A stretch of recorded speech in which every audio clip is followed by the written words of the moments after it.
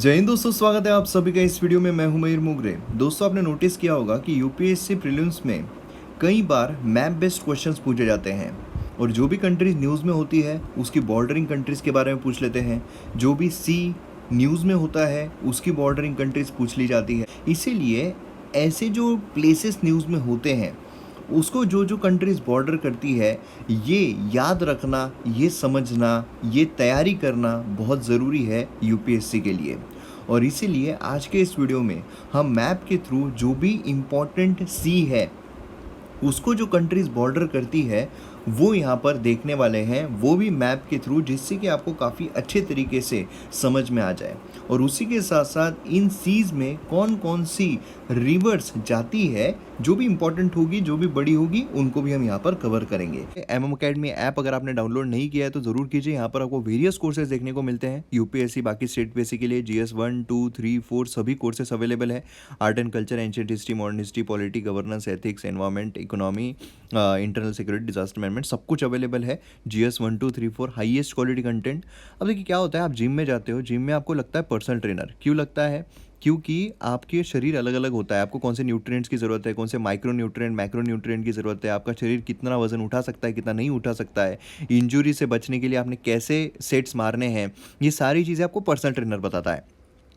उसी तरीके से क्या है कि हमें अब पता है कि भाई पढ़ना क्या क्या है, लेकिन किस तरीके से पढ़ना है जो एग्ज़ाम हमारे क्लियर हो जाए ये हमें नहीं पता।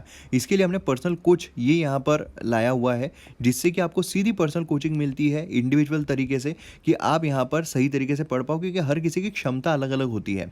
आपको कुछ फैक्चुअल चीज़ें याद रहेगी, कुछ एनालिटिकल चीज़ें याद रहेगी, तो कैसे याद रखा जाए, कैसे पढ़ा जाए, ये सारी चीज़ें आपको यहाँ पर पता चलेगी। तो इतने कम प्राइस में इतना हाईएस्ट क्वालिटी कंटेंट मजाक नहीं है, तो बहुत ज़बरदस्त तरीके से आपको यहाँ पर मिलेगा। तो डाउनलोड कीजिए MM अकेडमी ऐप। तो चलिए, सबसे पहले हम चलते हैं कैस्पियन सी की तरफ, क्योंकि कैस्पियन सी भी काफ़ी न्यूज़ में रहता है। लेक है, सी है, इस पर कई बार विवाद होते रहता है, लेकिन हमें ध्यान में ये रखना है कि कैस्पियन सी को कौन कौन सी कंट्रीज बॉर्डर करती है। इसको जो बॉर्डर करती है वो है ईरान, अज़रबैजान, रशिया, कज़ाकिस्तान और तुर्कमेनिस्तान। तो इस तरीके से आप इन कंट्रीज़ को ध्यान में रख सकते हैं। और जो एक इम्पॉर्टेंट रिवर कैस्पियन सी में जाती है उसका नाम है वोल्गा रिवर। तो इस रिवर का नाम भी आप ज़रूर याद रखिएगा। देन उसके बाद हम यहाँ पर चलते हैं सी ऑफ ओज़ोव की तरफ। सी ऑफ ओज़ोव बहुत इंपॉर्टेंट है, क्योंकि रशिया यूक्रेन जो है उसमें जो कॉन्फ्लिक्ट हमें देखने को मिल रहा है, इसके वजह से ये जो रीजन है ये काफ़ी ज़्यादा इंपॉर्टेंट हो जाता है।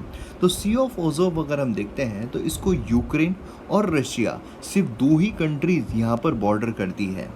अब सी ऑफ ओज़ोव से हम यहाँ पर एक छोटा सा स्ट्रेट देखने को मिलता है जिसका नाम है स्ट्रेट ऑफ केर्च, और इस स्ट्रेट से हम चलते हैं सीधा ब्लैक सी की तरफ।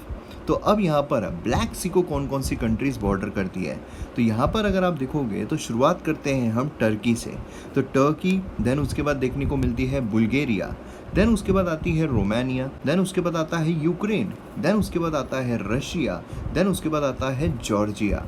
तो ये सारी कंट्रीज़ ब्लैक सी को बॉर्डर करती है, जो बहुत ज़्यादा इम्पॉर्टेंट है। और अगर हम यहाँ पर ब्लैक सी की बात करते हैं, या फिर हम बोल सकते हैं कि यूक्रेन जो है वहाँ से कौन कौन सी कंट्रीज जाती है, क्योंकि काफ़ी ज़्यादा न्यूज़ में है, तो यहाँ पर रशिया और यूक्रेन दोनों को मिला दिया जाए तो जो नाइपर रिवर है ये काफ़ी इम्पॉर्टेंट है। उसी के साथ साथ हमें जो नाइस्टर रिवर है ये भी देखने को मिलती है। तो ये दो रिवर्स के बारे में आपको अच्छे तरीके से पता रहना ज़रूरी है। देन उसके बाद हम यहाँ पर जो ब्लैक सी है उसके थ्रू हम यहाँ पर चलने वाले हैं एक और स्ट्रेट की तरफ, जो कि स्ट्रेट का नाम है बॉस्पोरस स्ट्रेट। वो बॉस्पोरस स्ट्रेट हमें कनेक्ट करेगा सी ऑफ मरमरा को। अब सी ऑफ मरमरा जो है पूरी तरीके से इंक्लोज्ड है सिर्फ एक कंट्री से, जिसका नाम है टर्की। तो ये भी चीज़ आपको यहाँ पर ध्यान में रखनी है। देन उसके बाद और हम स्ट्रेट के थ्रू किसी और रिवर की तरफ जाने की कोशिश करने वाले हैं। तो यहाँ पर जो हमें जो स्ट्रेट देखने को मिलता है वो है डार्डनलिस स्ट्रेट। ये स्ट्रेट से हम जाने वाले हैं एगन सी की तरफ। तो एगन सी अगर आप देखोगे तो ये बॉर्डर्ड है टर्की और ग्रीस से। देन उसके बाद सीधा आता है मेडिटेरियन सी। अब मेडिटेरियन सी काफ़ी सारी कंट्रीज से बॉर्डर करता है।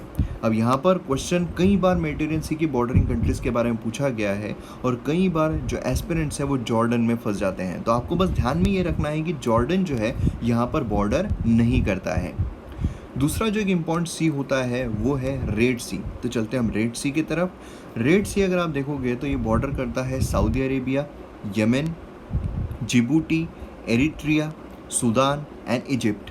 अब यहाँ पर जो इम्पॉर्टेंट कंट्री आती है वो है सूडान, क्योंकि सूडान अगर आप देखोगे तो काफ़ी कॉन्फ्लिक्ट वहाँ पर हमें देखने को मिल रहा है। मिडिल ईस्ट जो पोर्शन है ये कम्प्लीटली हमें जो प्रॉब्लम्स है वहाँ पर देखने को मिलते हैं। सूडान अगर आप देखोगे तो खासकर इस साल काफ़ी ज़्यादा न्यूज़ में है। यहाँ पर हमें one of the largest river देखने को मिलती है जो कि है नाइल रिवर, जो कि blue and white Nile river से फॉर्म होती है। नाइल रिवर काफ़ी लंबी नदी जो है वो हमें यहाँ पर देखने को मिलती है। आपके लिए एक होमवर्क है, क्योंकि नाटो को फिनलैंड ने अभी हाल ही में ज्वाइन किया है, तो इसीलिए आपको उसके पास जो बाल्टिक सी है, तो बाल्टिक सी कौन कौन सी कंट्रीज़ को बॉर्डर करती है आपको कमेंट सेक्शन में बताना है। और वीडियोस अगर पसंद आते हैं तो शेयर करना मत भूलिएगा, चैनल को सब्सक्राइब कीजिए। मिलते हैं अगले वीडियो में। जय हिंद।